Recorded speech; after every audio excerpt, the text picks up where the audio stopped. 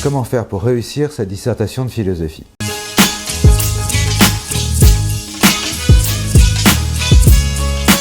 C'est pas un travail d'artiste.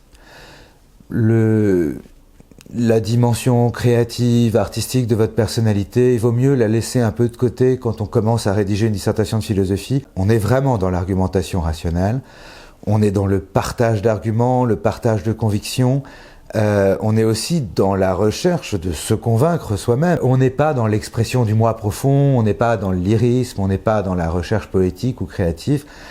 C'est pas ça une dissertation de philosophie, ça veut pas dire que c'est mal, ça veut dire simplement que c'est pas le bon moment. C'est pas non plus de la philosophie. C'est pas l'occasion de faire des recherches philosophiques, de faire des trouvailles philosophiques, de résoudre des problèmes complexes. Les philosophes, ils écrivent des traités, ils écrivent des livres, ils écrivent pas des dissertations de philosophie. L'espace de la dissertation, c'est vraiment un espace d'exercice, c'est un exercice de style. C'est un moment qui va permettre de mesurer votre agilité, votre savoir-faire, d'une certaine manière, votre savoir tout court. C'est un moment qui va vous permettre de vous évaluer. Si on voulait faire une analogie, peut-être qu'une dissertation, ça s'apparente à un jeu. Au sens où dans le jeu, eh bien, nous sommes dans un moment hors du temps, structuré selon des règles. Quand on fait pouce, ça veut dire qu'on quitte l'espace du jeu pour revenir dans l'espace de la réalité quotidienne.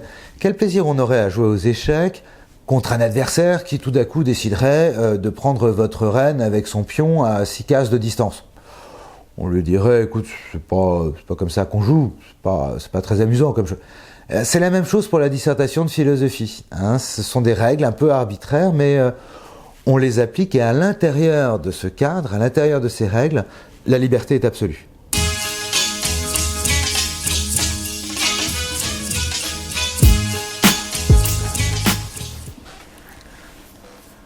Alors comment je fais, moi, pour évaluer une dissertation de philosophie? Disons qu'il y a 3 grandes séries de critères. On va faire une analogie avec le patinage artistique. On va dire qu'il y a à peu près ce qui ferait une note technique. On va dire qu'il y a une deuxième série de critères qui ferait une note de contenu. Et puis une troisième série de critères, on va appeler ça une note artistique. Qu'est-ce qu'on veut dire par note technique? Est-ce que l'élève a bien compris le sujet? Est-ce qu'il l'a correctement problématisé? Est-ce qu'il a bien mesuré les enjeux de la question? Est-ce qu'il nous a aidé à les mesurer, ces enjeux? Ça, c'est très important. Est-ce qu'à partir de ce travail de compréhension, de problématisation, d'expression des enjeux, est-ce qu'il a planifié un développement correctement? Est-ce que ce développement il est fluide? Est-ce qu'il y a une progression? Est-ce que vraiment on part d'un point pour arriver à un autre? Il y a des dissertations, elles terminent exactement au même point que l'introduction. Mais alors du coup, on a fini de les lire, on se dit à quoi ça a servi finalement tout ça. Parce que si on en est au même point à la fin qu'au départ, bon. Donc cette progression, elle est importante. Est-ce qu'elle sait ménager ses transitions? Ça, c'est aussi important. Est-ce qu'elle sait argumenter, hiérarchiser, organiser ses arguments? Ça, c'est important.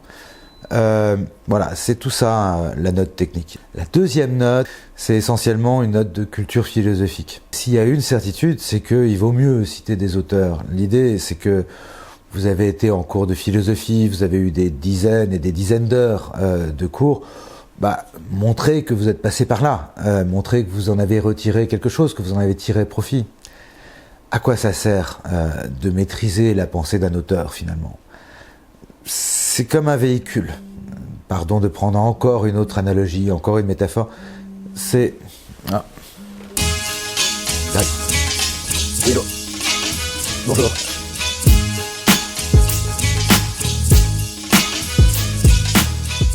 Profiter d'un auteur, ça veut dire, c'est comme un véhicule, on l'emprunte, c'est à nous de décider la direction, c'est à nous de décider de la distance, c'est à nous de décider de quand est-ce qu'on descend et quand est-ce qu'on fait le reste du chemin à pied.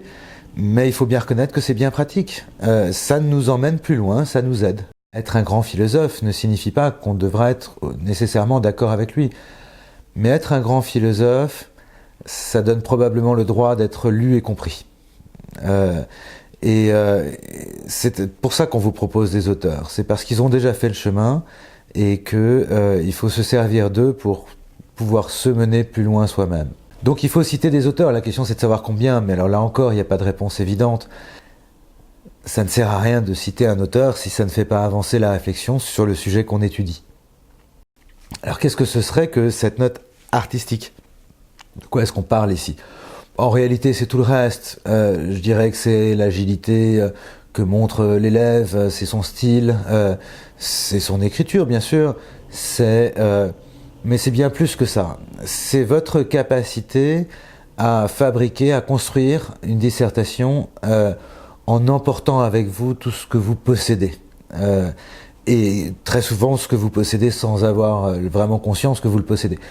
Ça fait 15 ans que vous êtes à l'école, vous avez appris des tas de choses, vous faites des maths, de la physique quelquefois, de la biologie, vous avez fait de la littérature, de l'histoire évidemment. Il faut emporter tout ça avec soi quand on rédige une dissertation de philosophie. En philosophie, on fait feu de tout bois, et tout doit pouvoir nous servir comme support, comme renfort de notre argumentation. Attention à ce que votre dissertation ne se montre pas sèche, désincarnée, abstraite, conceptuelle, purement logique, et du coup perd de pied avec la réalité de la vie. Si on veut que sa pensée soit vraiment ancrée dans la vie, alors il faut convoquer la vie dans sa dissertation de philosophie avec son expression, à partir de son expression qu'on trouve dans la littérature, dans la poésie, dans le théâtre, dans le cinéma, dans la musique, dans l'histoire. Évidemment, tout ça, c'est l'expression de la vie. Et donc, c'est cette culture-là, entendue au sens le plus large, le plus général possible,